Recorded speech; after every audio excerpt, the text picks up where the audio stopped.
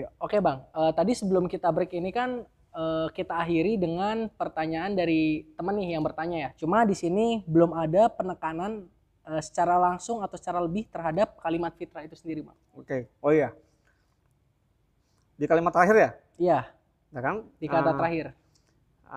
Melainkan satu keseluruhan susunan sebagai sifat-sifat dan kegiatan-kegiatan yang khusus dimiliki manusia saja, yaitu fitrah.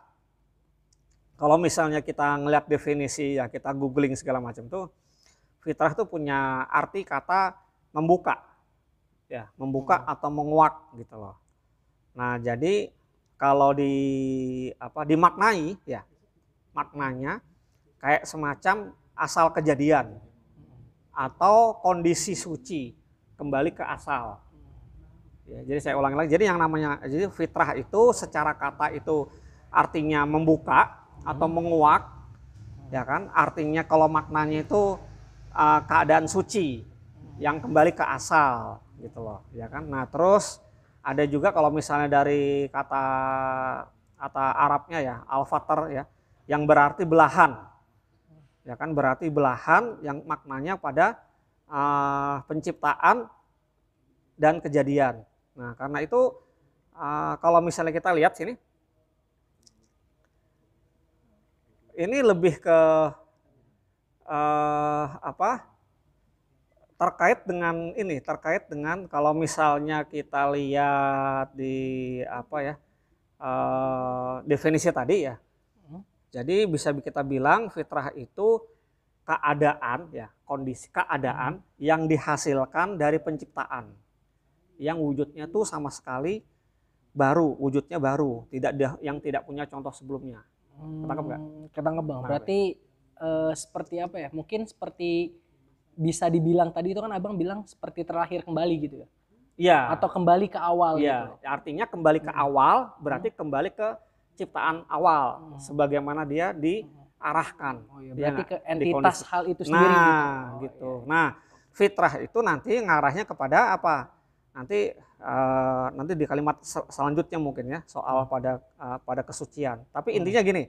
Intinya saya mau mengatakan fitrah ini berbeda dengan tabiat sama naluri atau watak, ya kan? Ini kembali ke fitrah, kembali ke dasarnya, ya nggak? Nah itu seringkali kita agak bias, agak beda, ya nggak? Jadi perbedaan antara watak itu sifat dasar, ya, atau tabiat. Misalnya wataknya air itu, ya nggak? Selalu menuju ke tempat yang lebih rendah. Nah gitu, ya nggak? Watak ya. Wataknya oksigen itu mudah terbakar. Nah itu watak, ya kan? Nah yang namanya watak atau sifat dasar atau tabiat itu biasanya ngarah merujuk pada satu benda mati, ya alam lah, fenomena alam gitu. Nah tapi kalau naluri itu lebih ke hewan, naluri binatang, nah kan gitu ya, naluri untuk memangsa, naluri buasnya, nah itu lebih ke hewan, khas yang hewan gitu loh. Jadi nah yang namanya naluri dia nggak sadar dengan kecenderungannya. Jadi kucing itu tidak sadar bahwa bagi orang lain ya kan, bagi hewan lain dia disebut kejam. Kucing ini tikus baik-baik, ya enggak? Dimakan, Ya kan, gitu. Dimakan, ya enggak? Dia nggak pernah gosipin, nggak pernah gibah, coba ya, dimakan masih kecil. Cemen nggak? Cemen. Iya. Dan Ya oh ya, dan dia nggak sadar akan hal itu. Iya. Oh, iya. Buktinya kucing nggak mau makan tikus got. Iya, Nah, benar. berarti wataknya kucing itu memang memangsa yang lemah. Nalurinya dia. Nalurinya ya. gitu. Tapi ketemu yang gede takut juga, nah, gitu. Gitu. Jadi kalau misalnya kita berani pada yang lemah, apa bedanya kita dengan kucing? Nah, kecenderungan manusia punya kemampuan kuasa, ya kan, kapital, itu biasanya menindas. Nah, menindasnya itu pasti pada yang lemah. Gitu. Maka perilaku itu perilaku binatang, ya, itu cuma hewani ya, hewani, ya, sekedar naluri saja. Nah, tapi kalau misalnya fitrah itu khas manusia. Ya, oke. Ya, ada yang mau bertanya, Bang? Ya, silakan. Tadi kan sempat ngomongin ateis nih, bahwa tidak ada manusia yang ateis kan, yang artinya dia menuangkan keateisan juga kan, seperti itu. Biasanya kan orang ateis tuh dari ateis ke teism itu kan ada posesif. Itu biasanya dari keraguan. Nah, tadi juga sempat dibahas tentang hewan ya, bahwa setiap manusia punya keraguan itu adalah wajar. Gitu. Kalau menurut ada Matahari kan membagi dua tuh, dua keraguan gitu, bahwa hewan ada yang keraguan yang pasti dan keraguan yang tidak pasti. Atau misalkan gini, hewan itu, ketenangan hewan itu adalah keraguan, bukan berarti ketenangan, tapi keraguan manusia itu akan menentukan kepastian. Jadi seorang yang beriman itu akan menuju kepada kepastian atau akan menuju kepada keyakinan yang hakiki, bahasanya seperti itu. Itu gimana Bang? Bahwa gimana sih kok bisa bahwa hewan itu mempunyai ketenangan tapi sebenarnya dia nggak tenang gitu? Ngerti nggak maksudnya? Bahwa hewan nih tenang, kita melihat hewan tuh tenang gitu, nggak punya pikiran, tapi sebenarnya kalau kata Matahari itu dia itu nggak tenang sebenarnya gitu, hanya punya keraguan gitu. Itu gimana? Iya. Apakah hewan itu punya keraguan dan apakah hewan itu juga memiliki apa ya? Kalau mungkin kalau akal kan nggak punya, Bang. Iya, oke. Satu lagi Bang, gimana dengan ada teori bahwa seorang simpanse mempunyai 0,5% otak atau Seorang tuh seekor. Seekor. Jadi Seekor, nenek ya? nenek moyang Anda jangan disamakan dengan nenek moyang saya gitu loh. Simpanse itu katanya 0,5 mempunyai akal, itu gimana Bang?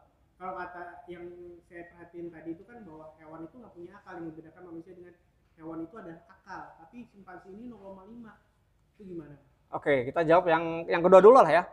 Ya kan soalnya terkait. Nah, hewan simpanse punya 0,05 ya akal dibandingkan hewan lainnya. Artinya dia punya 0,05 lebih tinggi ya keberakalannya dibanding hewan lainnya.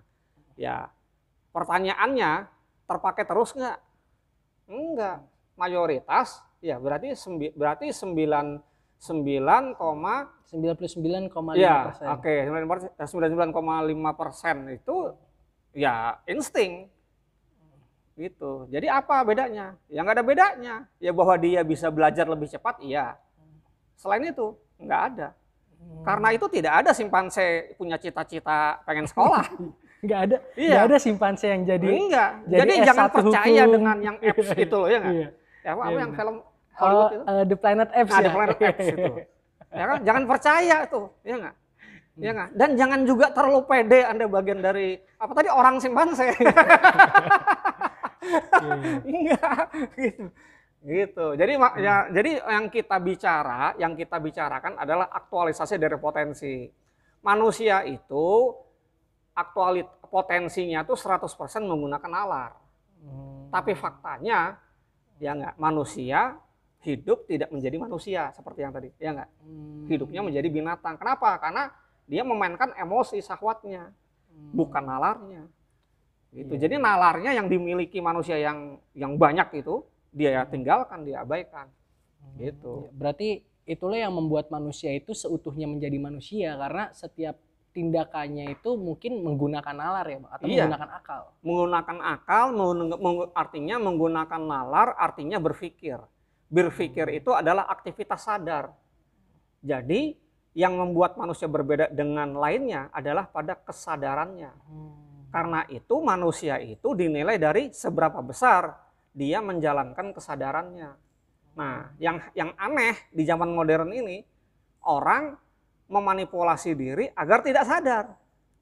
Pakai drugs, ya kan nggak sadar kan? Ya kan supaya nggak sadar, supaya fly, supaya mabok. Aneh nggak? Bagi saya itu nggak masuk akal ya, nggak bisa saya cerna ya, paham itu. Ya, kita lihat dulu ya. Ya, oke, kita break dulu kali ya, teman-teman.